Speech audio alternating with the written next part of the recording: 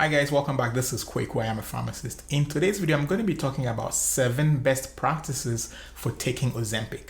This is not a full review of Ozempic as I've already done so, and I'm going to link that particular video in the description below. But today, we'll be talking about 7 best practices if you are taking Ozempic or if you are considering it. The first best practice is the basics of administering. Ozempic should be administered subcutaneously, that is under the skin, and it should be administered either to the abdomen, to the upper arm, or to the thigh. Best practice is to rotate the injection site every week so that you don't have a situation where you are injecting yourself at the same area every day. And also, if you take Ozempic concurrently with another medication, say insulin, you need to separate those sites. Usually the recommendation is to separate the injection site by about 15 centimeters or so. And while we're on the subject of taking Ozempic with other medications like insulin, you need to be very careful because that combination increases the risk of developing hypoglycemia. So be sure to know what the signs of hypoglycemia are, which is shakiness, mood changes, dizziness, and a fast heartbeat. Number 2 is the change in the day of administration. If for whatever reason you need to change the day that you administer Ozempic, you can do so, but there has to be at least 48 hours in between the doses. So for example, you can change from a Sunday to a Tuesday. As long as you allow 48 hours between the 2 doses, then you can change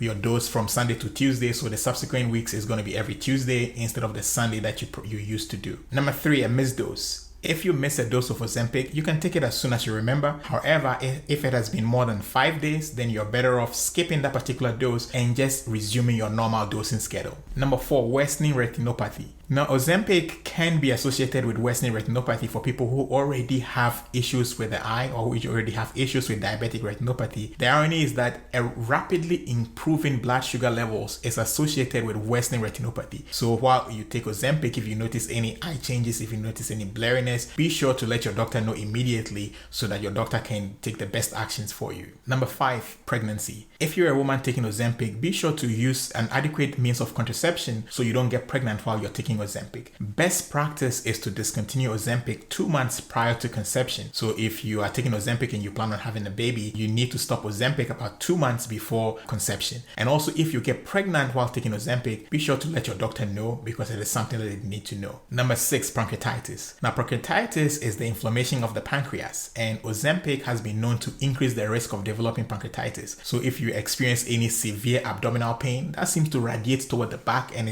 it's persistent, it's not going away, be sure to let your doctor know immediately for him to take a look at it. It may or may not be anything, but you better err on the side of caution and let your doctor know. Number 7, thyroid cancer. So Ozempic and all medications in that class have been known to increase the risk of certain types of thyroid cancers, which they found in rodents while they were doing their clinical trials. So generally speaking, if you have a family or personal history of thyroid cancer, you are generally not a good candidate to take Ozempic. So while taking Ozempic, if you notice any kind of lump in the neck, any hoarseness in your voice, any shortness of breath, those are generally not good signs, and those are signs that you need to be calling your doctor right away. So there you go, some quick 7 tips about Ozempic, and on your screen now is the video that I did about the full review of Ozempic. On the other hand, if you're taking Ozempic and you're not getting the results that you desire, you can consider Mounjaro, which is also linked on the screen as well. Thank you so much, and as always, stay blessed. I'll catch you on the next video.